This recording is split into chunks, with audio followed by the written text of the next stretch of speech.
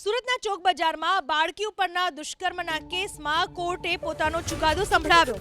આરોપી અંકિત ગૌતમને કોર્ટે ફટકારી અંતિમ શ્વાસ સુધીની સજા। અંતિમ શ્વાસ સુધી કેદની સાથે 60,000 રૂપિયાનો દંડ ફટકારાયો। પીડિત બાળકીને 10 લાખ રૂપિયાનું વળતર ચૂકવવા આદેશ। સમગ્ર કેસમાં માત્ર 13 દિવસમાં 400 પાનાની ચાર્જશીટ ફાઇલ કરાઈ હતી।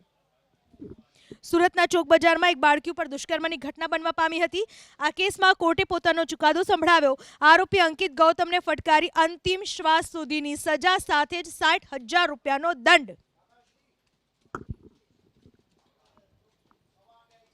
આરોપી અંકિત ગૌતમને કોર્ટે ફટકારી અંતિમ શ્વાસ સુધીની સજા। અંતિમ શ્વાસ સુધી કેદની સાથે 60,000 રૂપિયાનો દંડ ફટકારાયો। પીડિત બાળકીને 10 લાખ રૂપિયાનું વળતર ચૂકવવા આદેશ। સમગ્ર કેસમાં માત્ર 13 દિવસમાં 400 પાનાની ચાર્જશીટ ફાઇલ કરાઈ હતી।